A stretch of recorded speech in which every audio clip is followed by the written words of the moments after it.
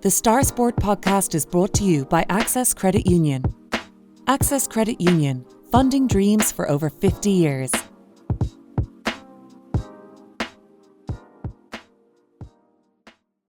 Close your eyes and pull like a dog.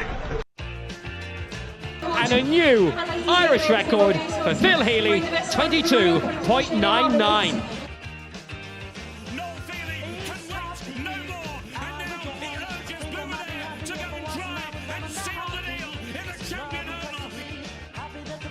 Christy Cooney hands over the Sam Maguire Cup to Graham Canty, Cork All-Ireland champions for the 7th time ever. Hello and welcome to another episode of the Star Sport podcast. I'm your host Matthew Hurley and I'm joined today as always by Star Sport editor Kieran McCarthy. The Star Sport podcast is brought to you in association with our friends at Access Credit Union. Access Credit Union, where your bank really does matter. Choose Credit Union, choose local, choose community. Now on today's show we will be joined by Evan Deasy, who went viral this week after winning the inaugural Mass Plus by Messi 1-on-1 World Crown in Miami under the watchful eye of the Argentinian legend Lionel Messi himself. Some may describe him as the GOAT, but we'll get more to that discussion in just a little while. First though, speaking of GOATs, we'll concentrate on the GOAT down here, Leeside in Cork. Patrick Horgan has announced his inter-county retirement from the Cork hurling team after 18 years playing for the Cork senior hurlers, amassing 32 goals and 683 points in championship hurling. I suppose there's nothing much more we could say here than Patrick Horgan is an icon among Cork hurling fanatics, a legend amongst Cork hurling fans, and a great role model for kids growing up as well. Some may argue he may have some more to give, but he has brought the curtain down on an amazing career in inter-county for Cork. Yeah, an incredible career for Cork. His senior career spanning 18 years. Like that's incredible. You know, kind of even think of some of the a lot of the young fans now who are going supporting Cork the last couple of years, and they weren't even born when he first picked up a hurling. Go back to his minor and under 21 days, you know, and but like I said, 18 years as a Cork senior hurler, and to retire as the record scorer in the championship and the league. It's phenomenal, you know, kind of what he's achieved, and he's achieved these heights during a spell where Cork hasn't won the big one, you know, kind of. So I know people will have so much talk about Patrick Horgan now, and obviously I suppose he did miss out on the All-Ireland medal, but in a sense that shouldn't define what he's achieved over the years. And like the word you mentioned there, like icon, inspiration, legend, you know, kind of his legacy is almost more important than the medals that he's won, if that makes sense. You know, his legacy is inspiring the next generation of Cork hurlers, the kids nowadays who'll go on to play for the county 10 years down the line, who've been watching Patrick Horgan the last couple of years, and they want to be like Hoggy. You know, that's a real legacy to live. Okay, of course it would have been brilliant for Patrick Horgan to win that All-Ireland and to have that medal, but it's just the sporting gods decided that there was a different script for him, and so be it. But that still, I don't think it should tarnish or damage his legacy one bit, because I've mentioned in this podcast, I know how many times, about different sports, matching different sports people, and how you're kind of carrying the baton from the past generation to the next, and like he's handing over the baton to the next generation with Cork hurling in a good place. I think he can be incredibly proud of the job he's done for Cork hurling, and he's not finished yet. Obviously, Glen Rovers will benefit from Patrick Horgan, who's free of inter-county commitments, so he'll have more to give in the club scene as well. That's it. And I suppose with Glen Rovers this year, they are out of the championship. They lost to Middleton last weekend, but there is a lot more for him to give next season onwards, obviously. Like they did play SARS recently, and he scored, I think, 2-8 or 2-9 in that game. He scored 5 goals and 39 points in the championship to date. He's the top scorer currently in the Cork Premier Senior Hurling Championship as well. So he definitely has a lot more to give in a Cork jersey. There's no doubts about that as well. In terms of not winning an All-Ireland, and I don't think he's won Hurler of the Year either. Like, he has to go down as one of the greatest in terms of not winning any of those awards. Like, off the top of my head, I can't think of much. I know there's the Mayo guys, a lot of people mention Andy Moore and Lee Keegan, but both of them actually won Player of the Year awards. Patrick Horgan never won Hurler of the Year, which is absolutely amazing in many ways. he will go down as one of the greatest players never to win an All-Ireland. And it is a sad kind of end to his career that it ended that way against Tipperary in the final, the way that Cork lost the game in the end through that second half performance, obviously. But he will go down as one of the greats not to win the big one. Yeah, and that's fair, and it's accurate, and it's a fact. I think we all thought the script was written this season. With Cork building towards a glorious kind of finale to the season, but then Tipperary came along and they spoiled the party. Kind of it would have been so fitting for Patrick Horgan to win that All Ireland. Like, you can't really say someone deserves to win something because you still have to go out and do it. But I don't think anyone would have begrudged Patrick Horgan if he'd won the All Ireland, that elusive All Ireland senior hurling medal, given just how good he's been for the bones of two decades, given his service, given the commitment, given his passion, his time, his energy. Like, he's just been like the ideal role model for aspiring hurlers, NGA players, not alone in Cork, but kind of right across the board too. So to finish without that medal, like, I suppose if he's like, it's for him to answer, like, how, like, honestly, how that feels for him, kind of, if like, it shouldn't define him. Of course, it shouldn't define what he's achieved, kind of, could he have held on for one more year? Kind of, people will ask that now. He's 37 now, turning 38 next year. Could he have held on? Maybe he could, like you said, Matthew. He's kind of the current top scorer in the Premier Senior Hurling Championship.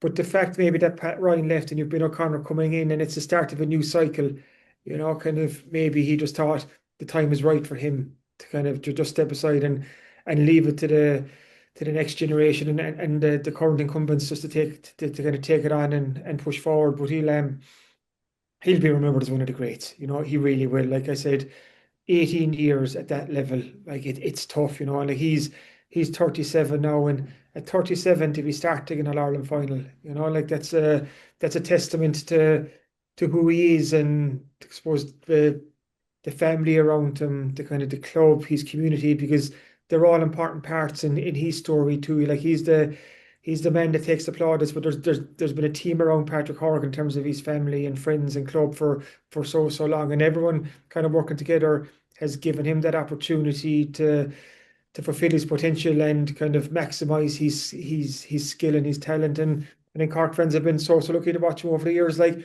I can presume, Matthew, like, we're not going to give away your age, but you probably can't remember a Cork senior hurling team without Hoggy, can you? I don't think I can, to be honest. I started watching hurling properly, I would say, 2008, '09, and that was the years Hoggy actually started playing senior for Cork. So, no, I can't remember a time when Hoggy was not in a Cork jersey. Obviously, he was the main scorer, especially, I would say, around that time in 2019, 2018, 2019 especially. I remember a performance in the quarterfinal against Kilkenny where he scored 3 goals and 10 points.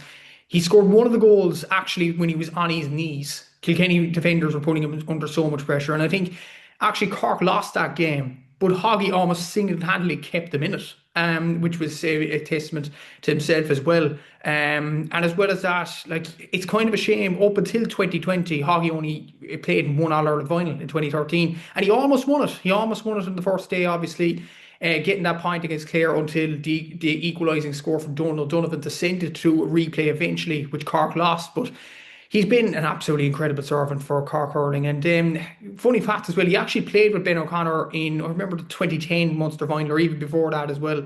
He was one of the up-and-coming players for Cork. Ben actually scored a goal in the Munster final against Waterford. Eventually Cork would go on to lose that final. But you would have thought that Ben would be chomping at the bit to manage Patrick Horgan. Obviously, Hoggy went out on his own terms, which is always the best way to go out for any player. Obviously, just wishing him all the best in retirement. He's been an absolutely brilliant servant for Cork hurling, for Cork GA in general as well. One of the most legendary figures in Cork hurling circles. I know a lot of people will point towards All Irelands for the likes of Christy Ring or Jimmy Barry Murphy or Brian Corcoran or Joe Dean or Dermot the Rock O'Sullivan or these sorts of players. But Hoggy was absolutely incredible in everything that he did as well. And as you mentioned as well, through barren spells, even through tough times, Hoggy dragged Cork out of to win some games as well along the way. So what a player he was, and obviously wish him all the best in retirement, and hopefully he enjoys the off time in the intercounty scene next year. Looking at the club action that's coming up this weekend, there's a lot of West Cork involvement. in the football championships, especially the Premier Senior Football Championship, where the game of the weekend is happening in Clonakilty on Sunday, 3 p.m. It is another meeting of Castlehaven and St. Finbarrs. It is the 6th year in a row that these sides will meet in the knockout stages. The 5 previous years, they met in semi-finals in either Páirc Uí Rinn or Páirc Uí Chaoimh. This time it's in our own backyard in Clonakilty in the quarterfinals. So what an exciting game to look forward to here, Kieran. Brian Hurley obviously will be on the Haven side. Michael Hurley, Conor Callahan, all the Callahans obviously for the Haven. You have the Bars with Stephen Sherlock in the form of his life at the moment. It is shaping up to be a cracker, and it's right on our doorstep too. Yeah, any GA fans around West Cork on Sunday, make your way to Ahamilla at 3 p.m. throwing, like Matthew said, but get there early because I think there could be a big crowd at this game. I think over the last couple of years, that Haven and Bars rivalry, it's been the main rivalry in Cork club football. Like you said, 6th year in a row that these teams are meeting the knockout stage of the Premier Senior Football Championship. The last 5 are in semi-finals, and Haven lead that 3-2, having won the last 2.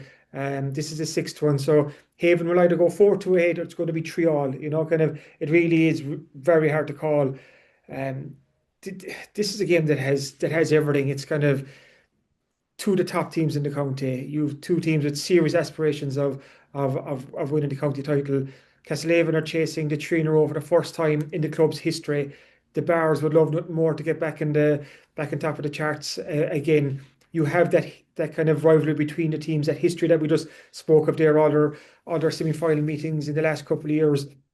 And generally, when these 2 teams meet, there's fireworks. Some of those go back to the 2020 and 21 games that needed penalties. 22 was an epic. 23, 24, the Haven came out. Haven were more convincing winners, I think, by 4 points last year. But as the gap narrowed a small bit this year, I think we're going to find out in Ahamilla on Sunday. But you mentioned one man there, Stephen Sherlock, and Haven have to find a way to kind of keep Sherlock as quiet as they possibly can. It's almost you're talking about when you're playing a team with David Clifford, is like, you're not going to nullify him completely, but you need to almost negate his influence as much as possible. And I was looking there at how Sherlock's got on against Haven in these last couple of years. So he kicked 0-6 in the semi-final last year, won 7 in 2023, won 6 the year before, got 2-10 in 2021 and won 9 in 2020. So like he's a serious scoring machine. And even this year alone in the Premier Senior Football Championship, Sherlock has accounted for over 50% of the Bars scores. So it's all well and good for Haven to say, well, we need to stop him. But going out and doing it is a different story. So there's so many interesting subplots because the Bars of Sherlock, and obviously the likes of Ian Maguire and so on.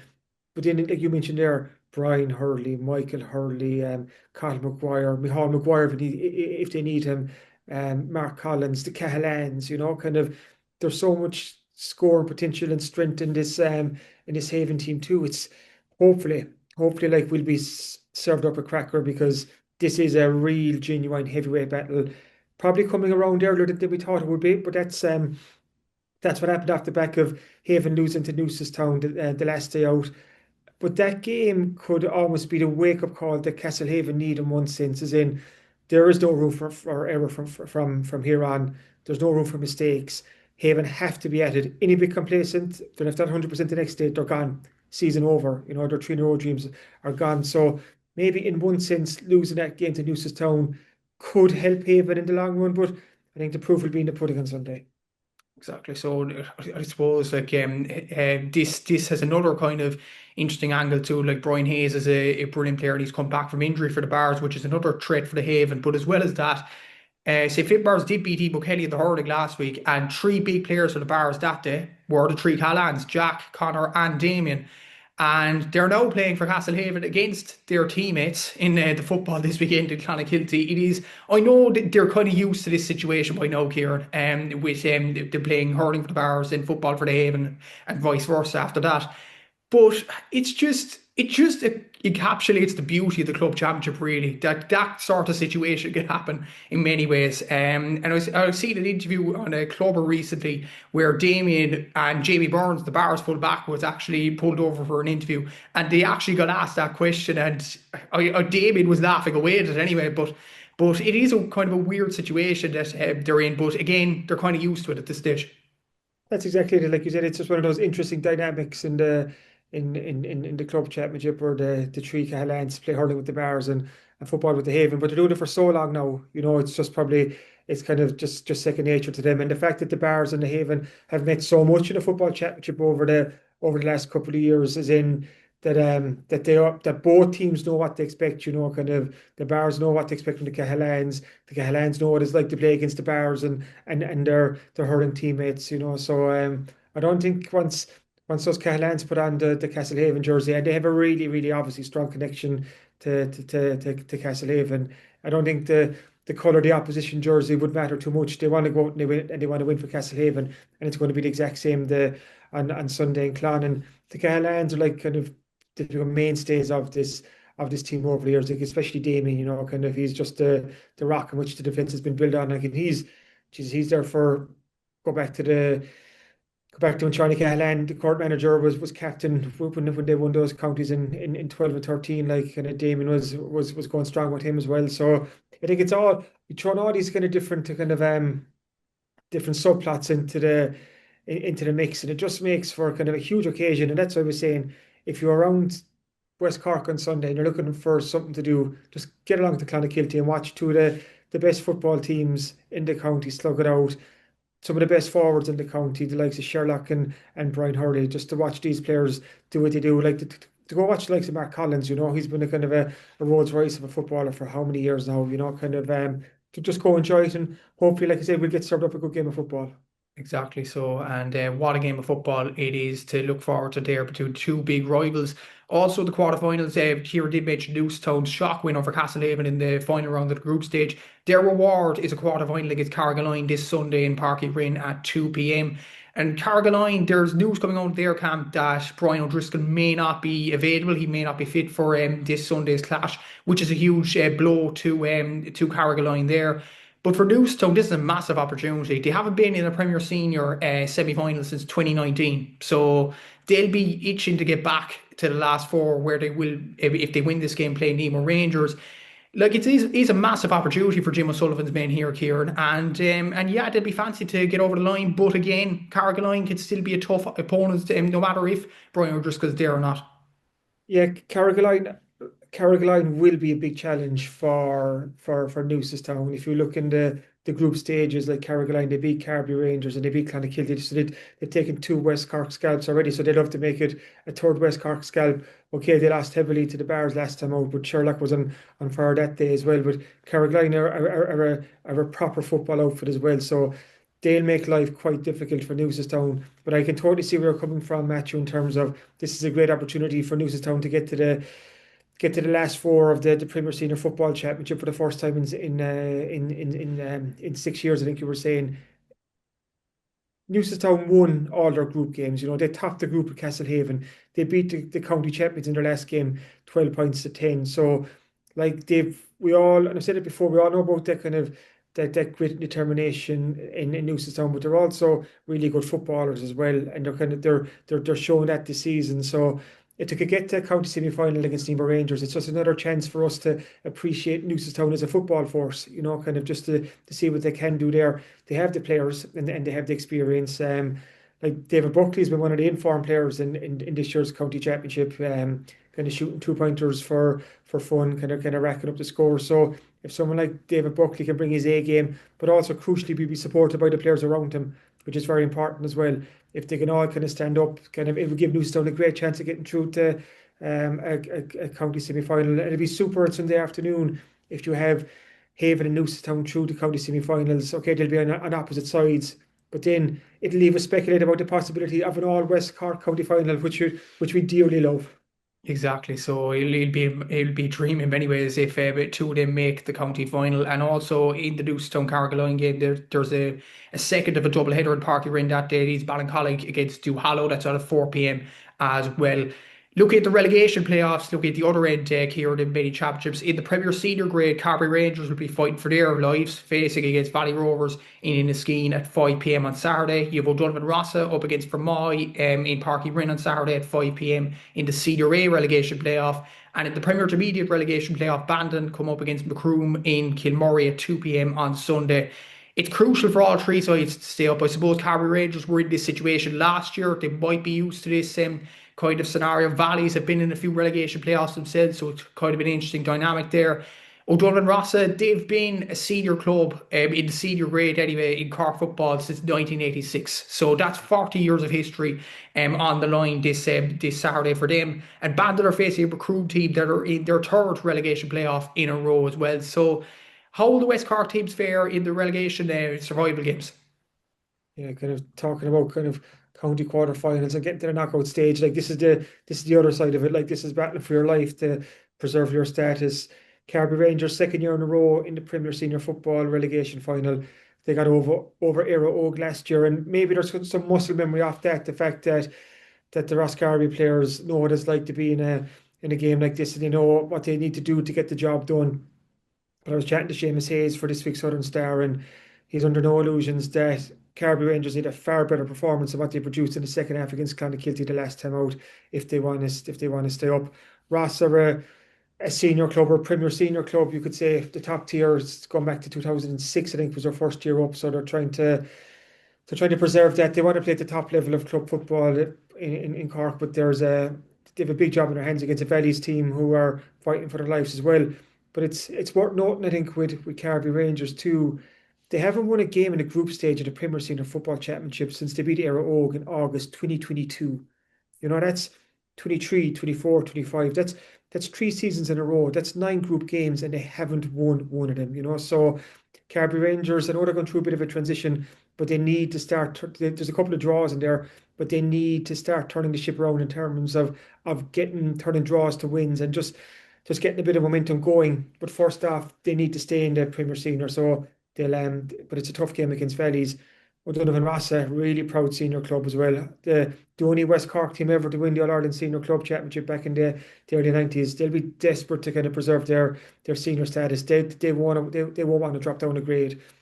I think that game is fixed for Páirc Uí Rinn against Fermoy. So it's a big occasion and a big day for O'Donovan Rossa. They just need to win. However it happens at this stage, it doesn't matter. They just need to get over the line and preserve their senior status.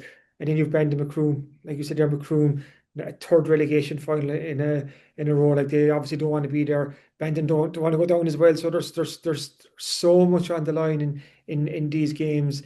You're kind of hoping that the Carbery clubs will pull through, but there's nothing certain when you get to a game like this.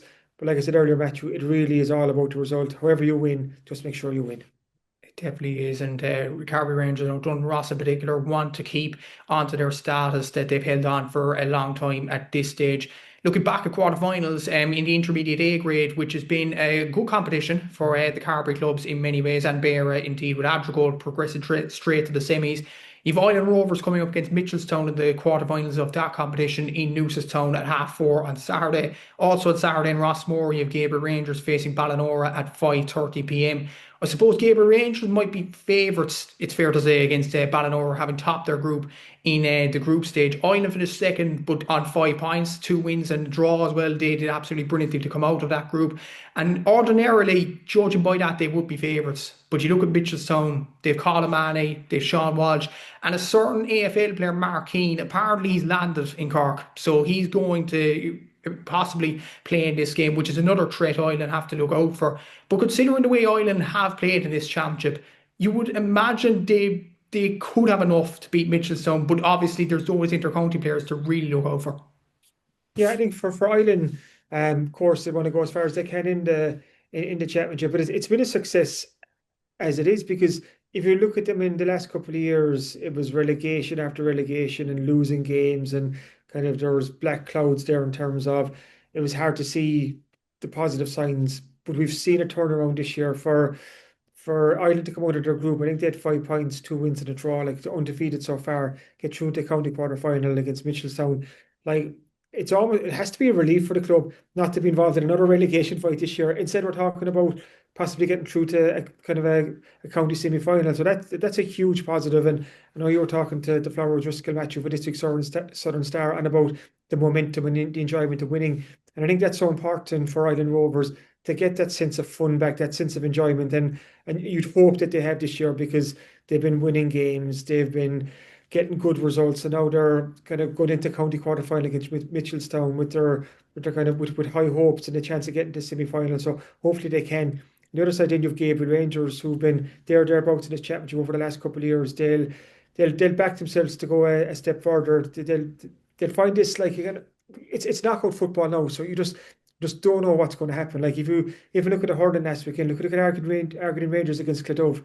Argentine would have been kind of quietly confident going into that game, but they just didn't perform. Brian Verlin got a hat trick for Clodove, and kind of the game's over, and Clodove were impressive winners. So we're almost into, like, it's a new competition in one sense. Like the group stages are finished, and you're going into the knockout now, and it's just, you have to win. It's about results from here on. So again, hopefully the West Cork clubs can get the results that they need and join Adrigole in the last four. Adrigole is sitting pretty there. They can sit back in their seats this week and let all the other clubs battle it out and see who joins them in the last four. So hopefully we could have three West Cork teams in the last four, but maybe that's been a bit too greedy. So let's see how it fares out this weekend.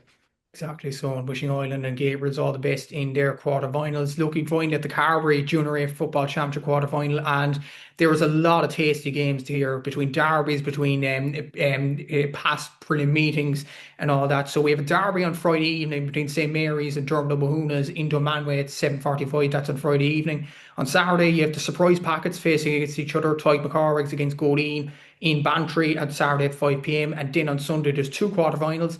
Starting off the day is Kilbrittain against Argentinian Rangers in Bandon at 2 p.m. And then at 5 p.m, probably what it is, I would say, the tie of the round, Kilmacabea against Barryroe. A repeat of the 2023 decider, that's in Rosscarbery at 5 p.m. on Sunday evening. A lot to look forward to there in the Carbery quarterfinals there, Kieran. We've had a lot of shocks in the Junior A Championship. Are we in for another few? Yeah, it's going to be interesting to see what happens. I think the show-stopping game is the game in Rosscarbery. The meeting of the past two champions, Kilmacabea and Barryroe, that has the potential to be a really good game, and you think whoever comes through that will be the favourites to win the title. But the other teams will have something to say about that. Like we talked about in last week's podcast, Matthew, about kind of there's been, I suppose, a couple of surprise kind of quarterfinalists. We've had some big teams kind of fall by the wayside already. The likes of St James, who came down from Premier Junior, didn't even get out of the group stage. Ballinascarty footballers aren't involved in the knockout round. So there's been you've the likes of Goleen, who'll be hoping to cause more shocks. St Mary's have done really well to get here. Tyke McCormick's have been one of the, I suppose, a breath of fresh air in this year's championship. So there's, I think, all the clubs in the quarterfinals this weekend, they'll all quite fancy their chances of getting to the next round. I think, which is so it's going to be interesting to see how things pan out. But it's that Kilmacabea Barryroe. It's hard to get away from that one as the game of the weekend. Barryroe will be kind of, they saved their Premier Junior Hurling Championship last weekend. So that's almost a relief to them, as in they kind of neatly sidestepped relegation there, and they put the hurling to one side, and they know they're Premier Junior again next year. So now they can put their full focus on football. Whereas you look at Kilmacabea, they have been the best team. Like they're obviously champions this year. Like they are the best team in the division. They probably have aspirations too of going forward in the county and getting out of Carbery, but they need to look after kind of their home patch first. And it doesn't get much tougher than a game against Barryroe, so that's a huge game, but it's part of a huge football weekend. So if someone's looking for a plan on Sunday, a Hamilla first for Haven and Bars, pop over the road to Rosscarbery, get Kilmacabea and Barryroe. I don't think you'd go too far wrong then. Exactly, so it should be an entertaining day of football action on the Sunday, and indeed on the Saturday and the Friday as well. An entertaining weekend in store, definitely. We'll take a quick break now, and after the break we'll be talking everything Evan Deasy and, of course, the GOAT, Lionel Messi. The Star Sport podcast is brought to you by Access Credit Union. Access Credit Union, funding dreams for over 50 years.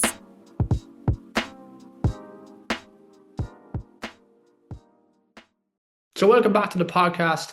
And in a while, we'll be joined by Evan Deasy to discuss his whirlwind of a week, in fairness, meeting, as many would describe as the GOAT, but obviously Kieran might have a bone to pick there with Lionel Messi, obviously. Winning that competition, firstly for Evan, Kieran, it's a magnificent achievement for him to win this competition and to meet Probably, well, the most popular footballer on the planet at this present moment in time. Like it's the stuff of dreams, really. Probably the second most popular. I think Bruno Fernandes could probably pip him in terms of from a Man United fan's perspective. But no, what a incredible weekend for Evan to go to Miami to win the competition, to meet Messi, to be crowned the world's best one-on-one, like the kind of top baller. Like that's the stuff of dreams. Like, and Evan's only 18. It's kind of it's so much for someone so young to process. But in fairness to him, he's taken it all in his stride this week. Like, he landed home on Monday afternoon, Monday evening, and it's been interview after interview since, kind of he's soaking it all in, and well, he should, it's sensational of what he's achieved. First came across Evan a couple of years ago. We had him in our Next Generation feature, where obviously kind of regular readers of the Star will know kind of early each year that we feature. It's a profile on the top young sports people in West Cork, and Evan was 15 or 16 at the time when he was kind of with the Cobh Ramblers Academy, but he was shooting the lights out there. So he's been on our radar for the last couple of years. And next thing we saw what he did the weekend, and just the videos or something else, kind of to see Evan. Obviously, kind of he won the competition, and I know from the chat coming up, he'll explain all about it. But to see Lionel Messi just beside him watching, kind of, and then when Evan wins it for Messi to crown him, hand him the crown, the pictures and stuff. It's a bit surreal to see a fella who's Bandon West Cork, kind of on that stage. So no, kind of huge congrats to Evan, and I suppose it's always great to meet the second best footballer of all time. Definitely. So before we get into the chat with Evan, obviously, Ronaldo or Messi? First of all, I'll have to ask you, Kieran, Ronaldo or Messi? Ronaldo, kind of, and again, I'm biased, right, coming from as a Man United fan, but I was always kind of, I know Ronaldo had a more acrimonious departure from Old Trafford the second time around, but just as a goal machine, I just think that man he still is something else. Some of the goals he scored for United and over the years. I remember there was a header against Roma in the Champions League time before he left for Real Madrid. It was just an absolutely incredible header. But you're thinking of the Champions League goal against Arsenal, free kick against Portsmouth. Like, there was just so many incredible goals there. Or the greatest footballer I've ever seen in person. He's just so I'm probably slightly biased in that sense. Kind of that Red United tinge would always push me towards Ronaldo, and the fact that he's gone to so many different countries, whether it's England, Spain, Italy, kind of he's kind of proved his worth. There's no getting away. Messi was just a freak of nature as well. Like, what an incredible player. Like, kind of there were two. I suppose we were blessed in a sense, Matthew, to have Ronaldo and Messi as the top players at the same time, because if we're looking at the Ballon d'Or this week, and you're seeing Usama Dembele win it, and you're thinking, really? I know, like, he had a good season with PSG, and then it's Lamine Yamal and Vitinha in third place. Like, with the greatest respect to all those players, like, that's a big drop from what we're used to in terms of the Ronaldos and the Messis and the numbers that they were putting in. But maybe this is the norm. Maybe kind of the likes of Dembele winning the Ballon d'Ors is the norm, because we were spoiled for so long. But you had to go back to your original question. Answer for me, always Ronaldo. Well, to spice it up, I'd always go for Mo Salah. Obviously, he finished fourth this year in the Ballon d'Or, but we'll have to leave it at that. We'll get on to Evan's interview now, and enjoy the chat. So did I be joined on the Star Sport podcast this week by Evan Deasy after award-win week, obviously after meeting one of the greatest players of all time over stateside, I suppose. Evan, you've had quite the week. Welcome to the podcast, first of all. And Thank you. No, thank you for having me. Yeah, it's been unbelievable. I mean, I haven't even had time to process anything. It's just been go, go, go. And like, from the moment that I won, just being thrown around doing interviews. And next thing I know, Messi's there. And even now, the only time I've really had is on the plane, and even then you can't really process it. You're on the plane, but no, it's been unbelievable. I'm so lucky to have this opportunity and everything.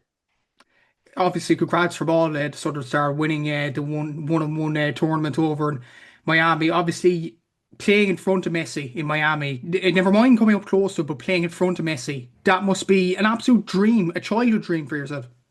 Yeah, no, definitely. I mean, I never would have thought it. Like, I used to, like, my cousin texted me, he lives in America, and he was like, we used to hope to get him out of like a FIFA pack or something, and now he's there handing me a crown. Like that is just unbelievable. But I mean, like in terms of like him actually watching me like play and everything, like I wasn't thinking about that at the time. I was just focused on, like making my family proud and winning the actual thing, getting the money and stuff and all that. I was focused on who I was playing against. And but no, this like I really didn't even think about it until I actually realized that I won. And then he's just there. Like if I had a minute or two to like sit down before I was gonna go shake his hand, I probably would have been very nervous or something. But it was just the fact that I was just thrown onto the stage. I didn't even think about it. Like it was just so quick.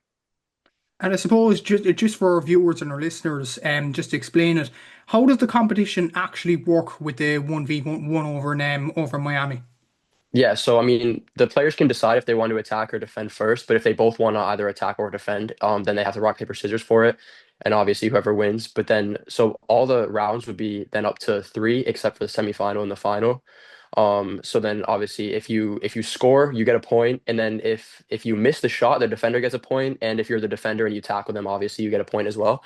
So that's how it works. And yeah, so the final I won 5-0, which was crazy. Wasn't expecting that at all. And I didn't even realize until I remember I was asking, it was like halfway through, and I was like, what's the score? Is it like 3-2, 3-1? And they were like, no, it's 3-0. And I was like, oh. And then but yeah, so that's pretty much how it works anyways. You mentioned that 5-0 scoreline in the final. Like, could you have dreamt of a scoreline like that in the deciders as such? I mean, I won 5-1 in the Dublin final, which was crazy enough for me. But I mean, especially with like the higher level and everything, and Messi being there and stuff. Like, I mean, for it to get any better than 5-1, I was like, what the hell? Because I was not expecting that at all. And you met arguably the greatest footballer of all time in Lionel Messi. I suppose we touched at the start of the podcast, but what was that like for you? Did you feel a bit starstruck by that? At the time, no, not really, which is very weird. Like, I mean, yeah, I probably did, but it kind of felt like I was watching from when you're like watching from a distance. Like, it didn't feel like I was in front of him. But it was just so quick. It just like at the same time as it felt like another person. Like, it was more when I sat down and just looked at the pictures of me handshaking him and hugging him, and I was like, what just happened? Like, but in the moment, no, it was probably. Like it was so cool and everything, but it was like I wasn't thinking too much about that. I was just trying to see what I was doing next because I was being told to go here, stand here, take these pictures, interview this person. So at the time it was just so fast. But now looking back and like I said on my home screen on my phone and turn my phone on every time and I just see Messi there shaking my hand, like it's unbelievable. You talked about shaking hands with Messi and obviously collected trophy for Messi, but when you were actually playing at that moment, did you know Messi was watching you? Yeah, for sure. He walked in and there was so he was there as I said for the semifinal and the final, and just before the semifinals he walked in with his son and that I kind of felt starstruck there because he walked in and like you see his face and it was like AI or something. Like I didn't think it was real. Like just seeing him because you see him all the time on videos and on FIFA and everything, and then for him to actually be there was something else. But then yeah, so then I saw obviously I knew he was watching then, but again, I didn't really think it changed how I played at all. If not, I mean, I definitely played better in the last couple rounds than I did like the first one. The first one was a very tight game. It was 3-2, but then I definitely got better as it went on, which is perfect and it shows I can play in like high environments or high pressure environments like that. And even growing up, I'd imagine you would have watched Messi religiously, really, with wherever he was, PSG, Inter Miami, obviously, or Barcelona, or Argentina when he won the World Cup. Did you think at that moment when you're watching him on TV, or if you were in the stadium, that you'd ever come up close and personal to Messi? I actually watched him in the Aviva when I was younger. Yeah, so I was here on vacation because I was living in America back then. And I came with my dad. I think it was just my dad at the time, and just seeing him, I think he scored. I could be wrong. Don't quote me on this, but I think he might have scored a free kick.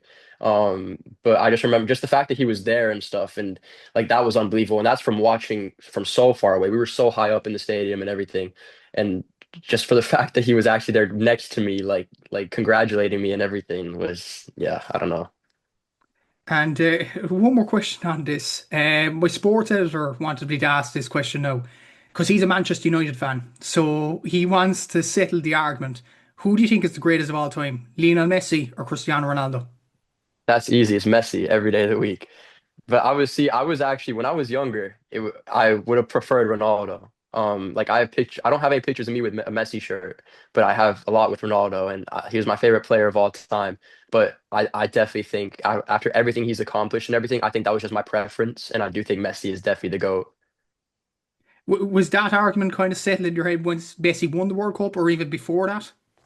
It definitely when he won the World Cup, yeah, I'd say so. But I think even before that too, we could just see it as well, like the longevity and everything. And yeah, just the way he plays, like Ronaldo's more. I think I play probably or the kind of more physical. Like I was looking at some of the comments on TikTok, right? And they were saying like Messi would be disappointed in me because I was just using my brute force to get to score and stuff. So I mean, I definitely think like in terms of technical ability and everything, like Messi's definitely better. And I suppose go back to yourself and your story, Evan. Do days like this make going to this stage of your development all worthwhile? Oh yeah, for sure. I mean, I kind of felt like I was stuck for a little bit trying to find opportunities and everything. And like if you asked me this 3 weeks ago, 3.5 weeks ago, I had no idea any of this was going on to Dublin or anything. But it just shows how fast your life can change. And like, I know this is just the start for me. I hopefully have a long way to go. And this is the beginning of my career. I'm only 18 and stuff. So, but no, yeah, it's just unbelievable the stuff that can happen so quick. And I suppose fill us in on your story today. Like other than that competition in the US where you absolutely excelled, have you achieved anything else of note in the last few years?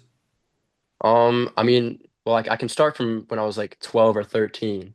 I joined a professional MLS academy, New England Revolution, and I mean at that age I was literally just turned 13, playing in like a capacity of like 70,000 in Gillette Stadium in Foxborough, Massachusetts, and so that was pretty big enough in itself. And then I went to Hartford Athletic, which is the USL Championship, which is just below the MLS. I was with their under 15, still playing in a big stadium.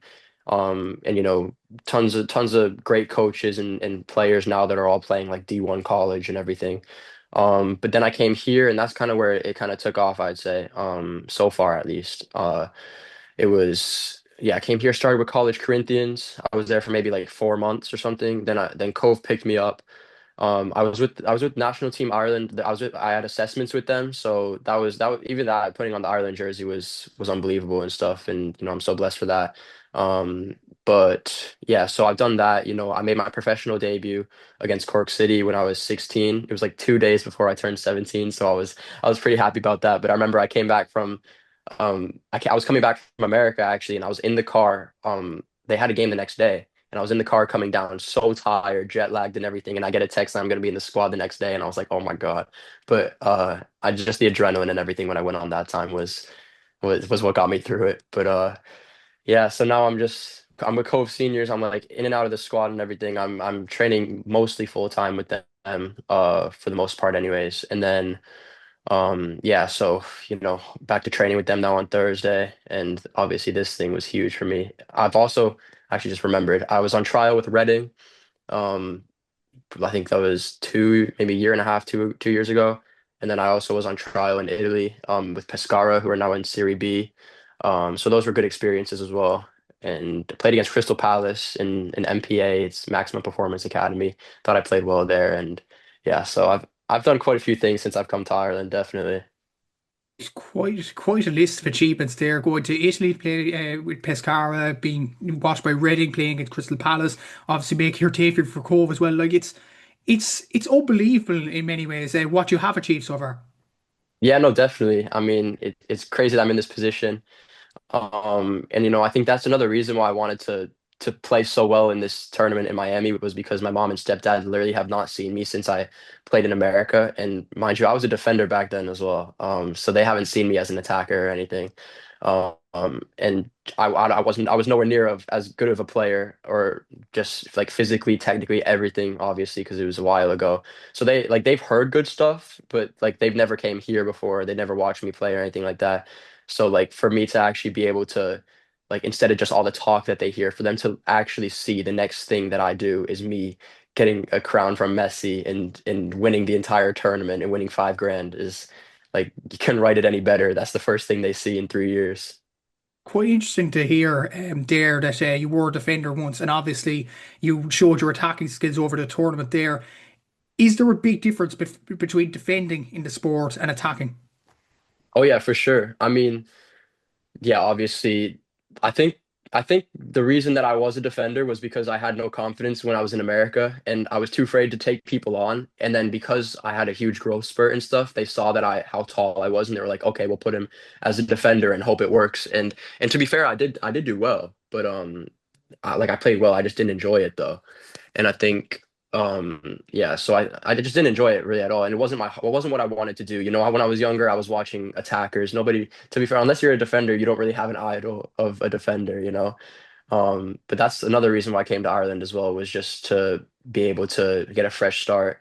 And I think winger wasn't my position. I definitely think striker was, because I mean I'm 6'3" and stuff, and I think like it definitely helps like physically and stuff. But no, I definitely think this as well is why I was so confident in the one-on-ones, because like I have very long legs. I'm 6'3", I'm strong, and I used to play defender. Like I'm definitely, at least I think I'm the only one there who's ever had such high level of experience at both attacking and defending. And I think that's definitely what helped me win this for sure. And you mentioned their move to Ireland. You moved to Bandon a few years ago, obviously. What's that kind of transition like from swapping the US to West Cork? No, I mean it's been easy enough, because like I never really had any like missing like home or anything until actually maybe the last 6 months, which is kind of weird. But no, I mean I'd be coming here for like the summer and everything.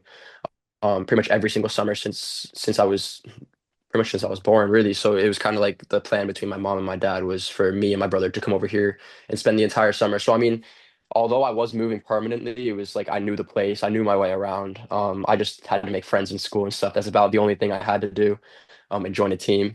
But no, it's really been, it was an easy enough transition, which I know most people wouldn't think, but I didn't find it too hard. But I think maybe the last 6 months or something, especially since I actually didn't go back to America for 9 months, which was a first. Usually I go on most holidays and everything. I think I started to miss everything about it. But now going back, I know Florida's not my home, like I'm from Connecticut, but even just being there and stuff was just made me feel more at home for sure. And you mentioned there that you're with Cobh Ramblers now, who are in the League of Ireland system. They're currently in the first division. Are you happy with the way your career is going at your age? Yeah, no, I mean, I think I've done a lot at my age. I mean, I'm just like I'm been 18 for 3 months, and I mean, this is definitely something for sure. And hopefully it gets my name out there and everything. But obviously, I want to go a lot higher than where I'm at as well. Like I didn't move all the way to Ireland just to like stay where I'm at. You know what I mean? But yeah, so hopefully some opportunities come from this and stuff. But no, I'm enjoying what I'm doing right now too. But yeah, I'm definitely aiming higher for sure. You talked about aiming higher there. It's kind of hard to top like the exuberance from this week, obviously, and in winning that tournament over the States. But looking to the future, do you have any big aspirations for the rest of your career? Yeah, no, I mean, I just want to. That's the goal, is to make a career in football. That's the reason I came to Ireland and stuff. And I mean, yeah, obviously, I know what you mean. Like Messi's there, like in terms of like meeting people and stuff, they probably can't top that. But in terms of like just my career, not having to work another job, yeah, that's pretty much what my goal has been since I was a little kid and stuff. And I think this thing will help me, and I definitely think I have a chance for it for sure. Absolutely. Look, Evan, congratulations on winning the tournaments over in the United States. You're definitely a star for the future, and Lionel Messi definitely approved you over in the US as well. Thank you very much for your time, and thanks for coming onto the podcast this week. Yeah, no problem. Thank you very much. Thanks for having me. The Star Sport podcast is brought to you by Access Credit Union. Access Credit Union, funding dreams for over 50 years.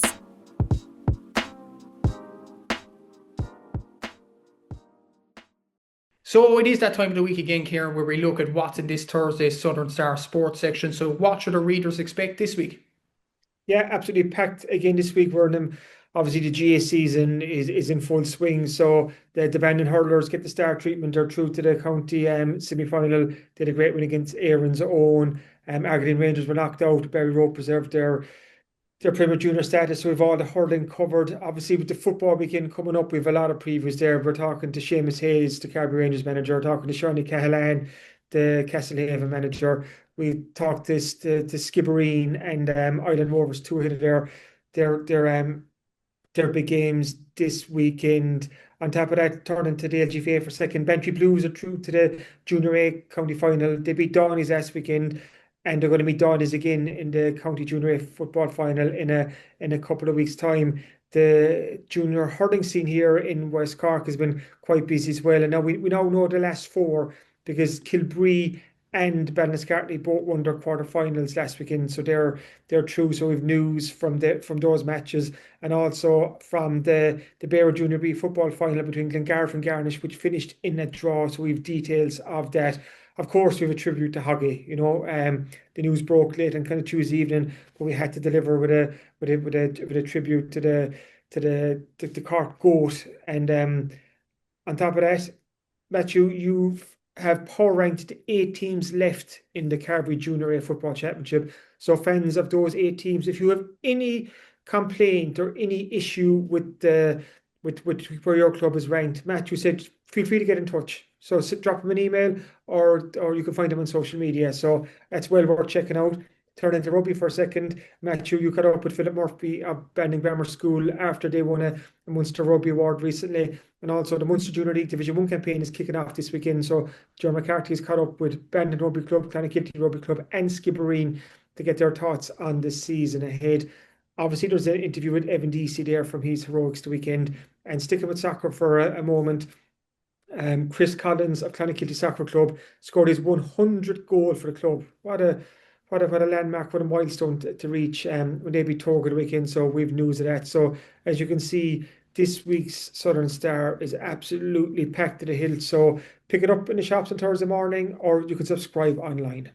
Exactly. And as well, in the Southern Star this week, there is a free supplement in this week's sports section as well. The home and garden supplement in this week's Southern Star. So that features great ideas for flooring, practical ways to keep your home secure as the nights get darker, making your home cozy and inviting for the colder months, practical and sustainable solutions to keep your house warm and energy efficient, top tips for fruit, veg, shrubs and flowers, and much, much more. So don't forget to pick up an edition of this week's Southern Star for that as well. And as usual, if you are further afield or can't make it to the shops, you could subscribe to the Southern Star e-paper and get the Southern Star on your laptop, tablet or phone. Just go to www.southernstar.ie/subscribe, enter your details, and you'll get an exact replica of the newspaper for less than €2 per week. As always, thanks for listening to the Star Sport Podcast, and thanks again to our sponsors at Access Credit Union. If you've enjoyed this, please remember to rate, review and subscribe to the podcast wherever you get your podcasts, and we'll be back again next week. Until then, take care.